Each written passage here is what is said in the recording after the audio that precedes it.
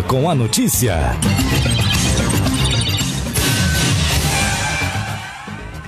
Dez horas 46 minutos, começando o programa Em Dia com a Notícia, aqui repórter Sandro de Pontes, e hoje conversando, como você sabe, com o prefeito Rodrigo Lopes. Todas as segundas-feiras, neste horário, a Rádio Vinícola apresenta o programa Em Dia com a Notícia com o prefeito Rodrigo Lopes. Prefeito, bom dia, seja bem-vindo aos estúdios da Rádio Vinícola. Bom dia, Sandro, bom dia, Cássio, bom dia a todos os ouvintes da Rádio Vinícola. Um prazer estar aqui, falando com vocês mais uma vez nessa segunda-feira. Exato, e assunto não falta, não é, prefeito? Vamos começar com a solenidade de posse da presidência do consórcio Sisu-SAMU, que aconteceu em Varginha na última quinta-feira. Isso, a solenidade se deu na quinta-feira, dia 21 de fevereiro, onde nós fomos empossados para mais 2 anos à frente do consórcio. Então, o Sisu é sempre importante lembrar, as pessoas que é o consórcio hoje responsável por fazer a gestão do SAMU do Sul de Minas. Então, são 153 municípios de área territorial e 152 pode ser consorciado, excluindo Poços de Caldas, porque Poços tem o SAMU municipal, então ele não aderiu. Também pode, se quiser, mas a princípio ele é mais antigo do que o outro SAMU.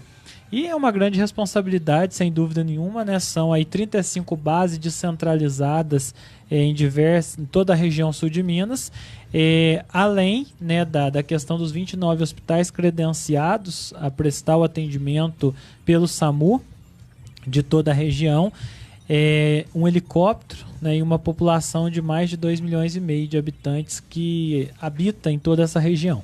Agora, como que é a sensação de ter sido reeleito? Até foi uma chapa única, acabou sendo por aclamação.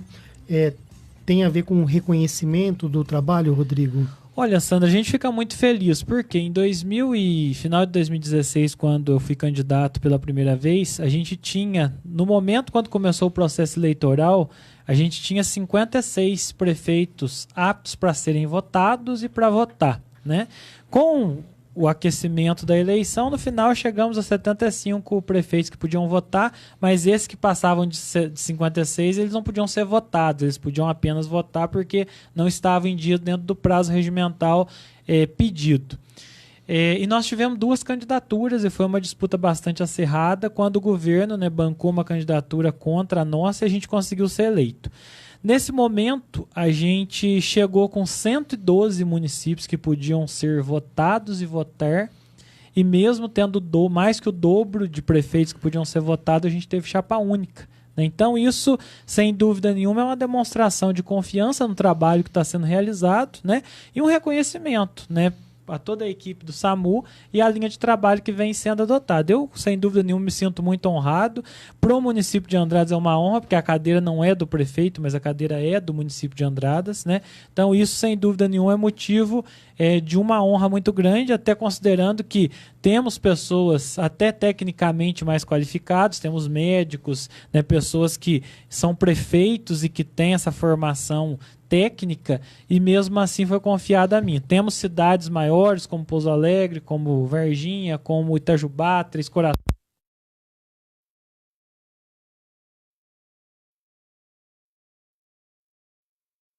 Maior aí pela frente. Pois é, o doutor Maurício, prefeito de Ouro Fino, é médico. Sim, doutor Maurício é médico, ele preside o Conselho Fiscal, em parceria com a gente lá nessa gestão. É bacana destacar isso, Existem pessoas que realmente são da área médica, mas ali existe um senso comum, que o Rodrigo Lopes fez um bom trabalho, então vamos continuar com o Rodrigo Lopes. Agora, eu sei que o SAMU, ele passou por muitas dificuldades, Rodrigo, financeira. E eu sei também que o Zema começa a tentar resolver o problema. Na última semana, ou há cerca de 10 dias, os repasses já aconteceram normalmente no que se recebe, no que se refere ao Fundeb. É isso mesmo? Eu queria que você atualizasse essa informação. Sandro, o SAMU já completamos 5 meses de atraso, então a situação é bem grave, por parte do Estado. São 7 milhões de reais que deve para o SAMU. Então é uma situação bem grave. Até esse momento, o Zema pagou meia parcela do dia 1º de janeiro até hoje para o SAMU, ele pagou meia parcela.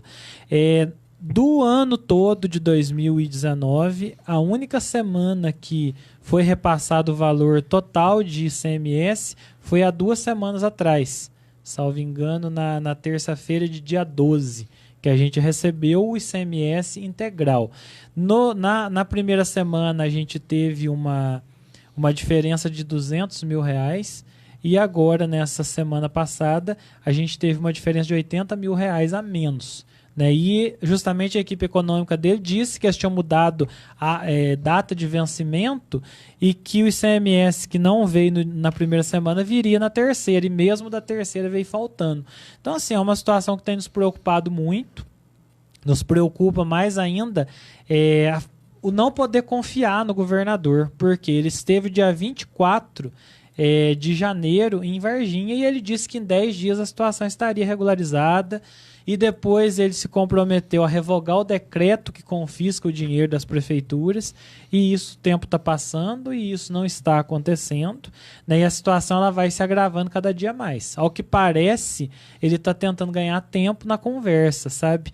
O acordo judicial que nós nos dispusemos a fazer, olha para você ver o que os prefeitos chegaram a propor para o governador: parcelar o que ficou passado em 36 vezes e dar carência para até janeiro de 2020 para ele começar a pagar o atrasado de 2018 para trás. Aí quando chega faltando 2 dias para fazer o acordo judicial, a audiência é transferida para a próxima semana. E assim nós estamos tentando desde o final de janeiro e esse acordo judicial não consegue ser assinado, né?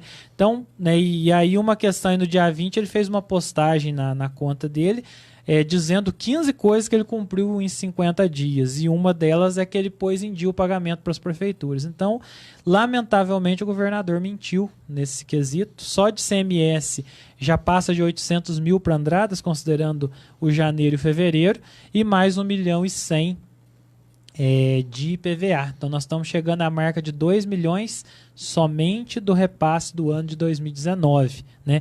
E eu acho, Sandro, que até foi noticiado hoje pelo Tempo, e eu acho que o governador ele precisa pensar bem antes de falar algumas coisas, que eu não sei se você teve acesso, mas ele anunciou que alugou uma casa para morar, né? Que ele está pagando por conta dele. Só que agora que o pessoal foi fazer protesto na frente da casa dele, ele ficou no Palácio das Mangabeiras. Então é uma questão um pouco incoerente, né, de não enfrentar isso aí e tentar sanar esse problema. Exato, essa questão de eu não quero ficar no palácio, então é um pouco de populismo, na minha opinião, mas sim, enfim, com porque certeza. você pode ter um espírito, digamos assim, humilde no maior dos palácios. Sem e você pode morar numa casa pagando o seu próprio aluguel e ter uma postura de não receber a imprensa, de colocar a polícia militar para prefeito quando chega ali. Na verdade, eu acho que isso devia ser lei, né? Eu acho que governador, eu acho que, assim como prefeito e vereador, mora na sua casa e assume a sua responsabilidade. Por que o governador, o deputado precisa ter auxílio moradia, né? Por que o presidente da República precisa... Tá certo, tem um esquema de segurança voltado para isso, mas já é uma tradição que existe no Brasil. Sim. Então, acho que o processo de abrir mão disso deveria ser geral. Né, deveria ser uma questão de moralização. Porque muitas vezes, né, eu vou leiloar os aviões do Estado. Gente, o avião às vezes é uma ferramenta essencial para o governador se deslocar numa emergência. Essencial. Né? Então vai leiloar e aí é um patrimônio do Estado. O avião vendido vai pagar a dívida, vai resolver o problema? Se não for, resolve. ótimo. Né? Mas é uma situação que a gente tem visto, né, e como você mencionou, a gente está saindo, né, da visão que foi esperada do governador Zema de um gestor para um populista. Né? E isso pode ser muito prejudicial. A gente muda a esquerda para a direita, mas o populismo ele é prejudicial tanto na esquerda quanto na direita. Né? Nós precisamos, de fato, de um gestor. Né? E isso tem nos preocupado muito. Né? Eu, logicamente, nunca tive muita expectativa, mas eu procurei acreditar ao máximo e fazer toda a parte protocolar de um bom relacionamento. Só que a situação está ficando cada vez mais difícil. O Estado ele tem uma receita extra em janeiro, fevereiro e março, que é o momento que entra o IPVA. A partir de abril, o Estado não tem mais receita extra. Então, a tendência é piorar, e piorar muito. Então, é uma preocupação muito grande que nós temos o que será de 2019 com essa conduta do governador daqui para frente. Mas eu espero que ele resolva ali com as dificuldades, Rodrigo, eu espero que ele resolva. Eu acho que competência ele tem para isso. Sim, né? com certeza. Vamos esperar Sim. agora o mês de março, ver o que acontece. Rodrigo, nós vimos uma situação muito triste aqui em Andradas na última semana, envolvendo eu não sei se eu falo criança, se eu falo pré-adolescente, mas uma jovenzinha ali, uma aluna, na saída da escola Daniel Ribeiro Monge, não é? Na Vila Leandro Previato, onde ela foi espancada. E independente de ser escola estadual, municipal, não quero entrar nesse âmbito se compete à prefeitura, se compete ao estado ali, aquele estabelecimento, não é essa a pergunta. Mas o que o prefeito de Andradas pensa ao ver uma cena como aquela? Bom, eu acho que aquilo ali é uma falência, né, da estrutura familiar que a gente vê no dia a dia, né? Esse aluno, ele está saindo na rua e agredindo, tá violando o primeiro princípio da convivência, que é o respeito pela outra pessoa. Né? Nós não conseguimos resolver no diálogo, a gente vai para a pancadaria, né? E isso, sem dúvida nenhuma, é um grande absurdo. Né? E muitas vezes as pessoas demandam isso diretamente da prefeitura ou da polícia, uma responsabilidade que, antes de mais nada, é da família. Né? Eu acho importante, a guarda e a polícia tem que estar na porta de todas as escolas. A gente sabe que, apesar da guarda estar fazendo um extraordinário trabalho no município, mas a gente tem um efetivo pequeno e mesmo quando tiver todo o efetivo, nós não conseguimos ter 2 guardas na porta de cada escola na entrada e na saída. Né? Isso é praticamente impossível. Nós temos, entre escolas municipais e estaduais, salvo engano, 10 ou 11 escolas dentro do perímetro urbano, se a gente não considerar as escolas rurais, e a gente não consegue ter equipe o tempo todo para atender essas demandas. Dentro da escola, a responsabilidade da escola, né? Mas o que a gente vê é que parece que tinha até familiares de uma das alunas, a mãe ou a avó, né? Uhum. Parece que, né, alguém menciona isso no vídeo. Isso, então, é um grande absurdo, né? A gente fica muito preocupado com isso. E a gente espera, né, que haja por parte dos familiares essa reflexão, né? E nós, enquanto poder público, nós vamos tentar fazer um trabalho mais intensivo nas portas das escolas. Agora, querer atribuir isso somente à responsabilidade do poder público é querer terceirizar a responsabilidade de pai e mãe, né, que não está educando devidamente esses filhos que estão chegando a esse ponto. Exato, até já vi debate se o professor deve ser chamado de educador ou não, já vi professores muito graduados dizendo não, o professor não deve ser chamado de educador. Educador é o pai e a mãe, né? O professor, ele deve ser chamado de professor, aquele que professa uma disciplina. Sim, com certeza. Até que tem uma diferença, né? O pessoal que trabalha na creche são as nossas educadoras infantis, porque ele na creche tem um pouco disso, de ensinar a criança a comer, de ensinar a criança, né, a tirar fralda, de ensinar essas regras básicas que muitas vezes, por trabalhar, a mãe não tem a disponibilidade. Agora, o professor, ele está lá depois para ensinar o conteúdo pedagógico para esse aluno se tornar, né, um cidadão, um profissional que vai atuar. Agora, muitas vezes a gente tem a mania de terceirizar isso. Eu não dou conta do meu filho, então agora precisa a escola resolver o problema dele, precisa a polícia resolver o problema dele, precisa o prefeito resolver o problema dele, né? Então, o grande problema que nós vivemos hoje, a crise de valores que nós vivemos no Brasil, foi muito a institucionalização dessa mentalidade de estatização. O Estado resolve o problema e a família, o pai não pode mais dar chinelada porque é crime, o pai não pode mais repreender porque é crime, o pai não pode mais ensinar a trabalhar, e isso tem ONGs e diversos movimentos de esquerda, né, que durante muito tempo tentou fazer, e tá o resultado nós estamos colhendo agora, né, uma sociedade hoje, né, onde grande parte aí da nossa juventude está, né, mergulhada nessa situação, e que isso causa indignação, mas não adianta só causar indignação, porque aí a gente vem os analistas de Facebook, né, inventar a fórmula para resolver o problema. Então, o problema é muito mais complexo do que simplesmente pôr um guarda na porta da escola. Também, certamente, é uma medida que pode contribuir. Inibe, mas, pelo menos. se não for na porta da escola, vai ser no quarteirão de baixo, vai ser perto da ponte, vai ser na porta da casa, né? Então, antes de mais nada, nós precisamos formar os nossos filhos para que eles, no mínimo, tenham convivência social, e a palavra-chave disso é respeito. Quem não ensina respeito dificilmente vai colher, né, a possibilidade de ter um filho que saiba conviver aí, né, e respeitar as outras pessoas. Rodrigo, eu entrei em contato com a Polícia Militar, conversei com o Tenente Guilherme Viotti, inclusive falei isso na última sexta-feira no Jornal da Cidade, e pedi o boletim de ocorrência para ter acesso aos detalhes deste caso, e o tenente me disse que não havia sido feito o boletim de ocorrência. Depois entrei em contato com a Secretaria de Saúde de Andradas, fui informado que o pai da menina optou por não acionar a Polícia Militar lá no pronto atendimento. E aí me veio a dúvida, será que os funcionários do pronto atendimento eles não têm obrigação de chamar a Polícia Militar independente do que o pai quer ou não quer? A partir do momento que uma jovenzinha como essa de 12, 13 anos chega espancada ao hospital? Ô Sandro, eu entendo que tem obrigação sim. Acredito que foi um erro que aconteceu. Inclusive eu pedi a apuração disso, porque o que acontece?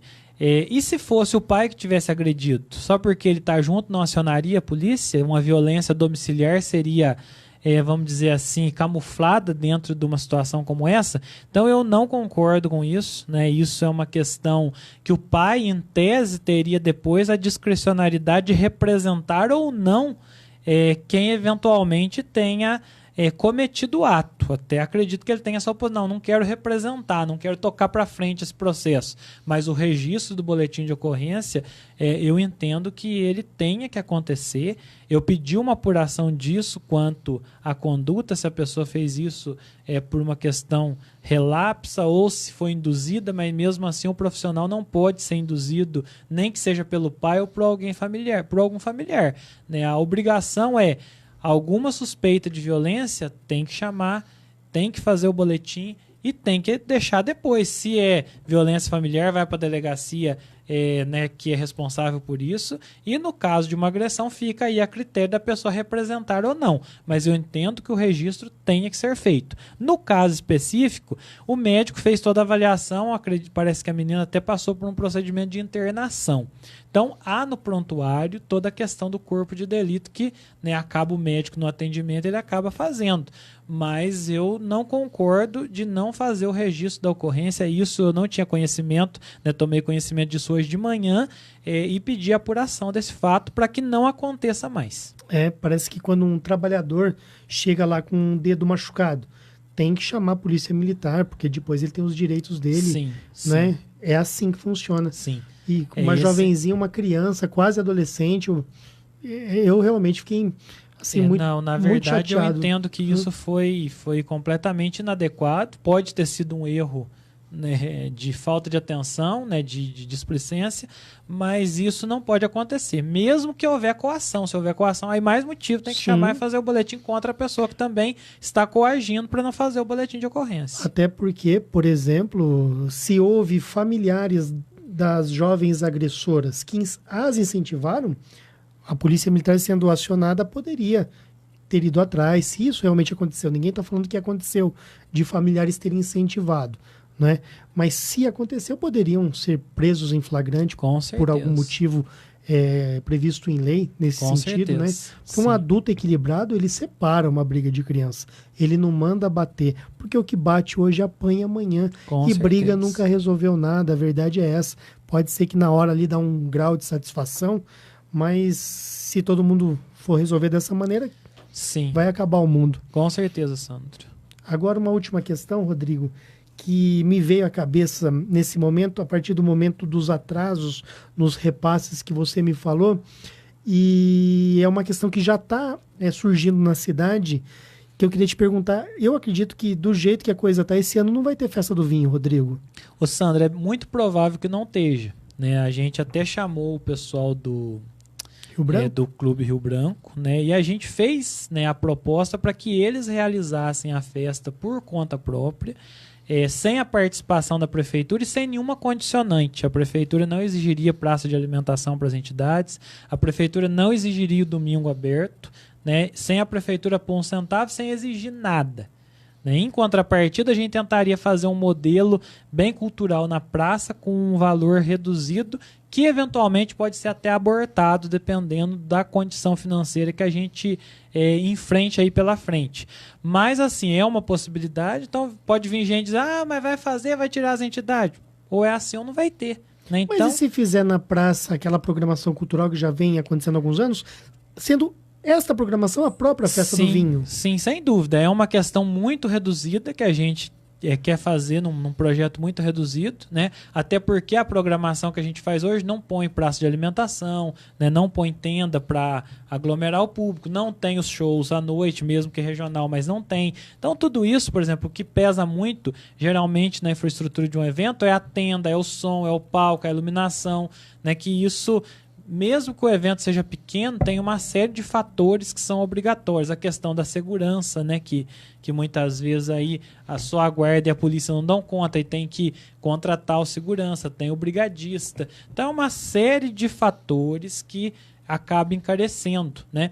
E assim, de pronto eu já te falo, no modelo, né, que a gente fazia de garantir a praça de alimentação para as entidades, dar toda a infraestrutura para a festa, em contrapartida, né, de ter a praça de alimentação, ter o domingo de portões abertos e o clube bancar os shows e a infraestrutura além dessa que a gente assumia, esse modelo não tem nenhuma possibilidade de ser realizado no ano de 2019. Ou a gente realiza de um modelo diferente, ou nós não teremos a Festa do Vinho em Andrados no ano de 2019. Tá bom. Eu sou da opinião, você sempre me permite dar minha opinião sincera para você, né, Rodrigo?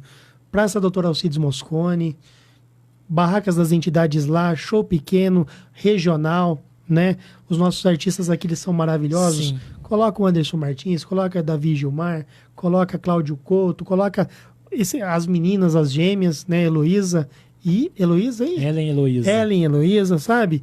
E vamos todo mundo lá ser feliz na Praça Doutor Alcides Mosconi, sem grandes artistas. Com certeza, mas é o cuidado que eu falo que a gente tem que ter, que às vezes a gente leva uma programação pequena, só que se a gente não tomar cuidado na infraestrutura, às vezes você tem quase que o mesmo custo que você faria numa estrutura maior, pelo custo de licitação e de tudo que tem. Então é um cuidado que a gente tem que ter, a gente vai pôr um limite máximo de valor para que a gente se adapte a isso, né? Sendo possível realizar essa parte cultural na praça e fazer essa remodelagem aí.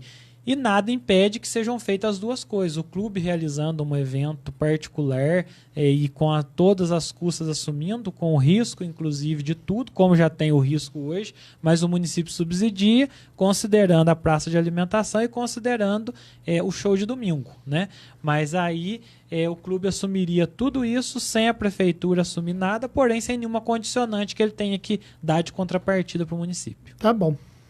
Rodrigo, quero então agradecer a sua participação aqui no Em Dia com a Notícia, não é? Então, muito obrigado pela forma como você respondeu as questões de maneira muito franca e direta. Tá certo, Sandro, muito obrigado. Obrigado a todos os ouvintes, né? Aproveitando aqui, Santos, se você me permite, deixar um abraço para a Rosângela Granato, que está aniversariando hoje, né? A Rosângela aí do Jornal Andradas hoje, que também está à frente de um veículo de comunicação importante no município, então a gente deixa aí o nosso abraço. Rosângela Granato, um abraço, um beijão no seu coração. Obrigado.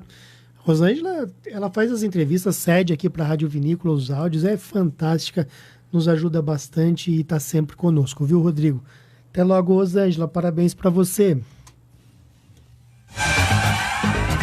Você ouviu o programa Em Dia com a Notícia.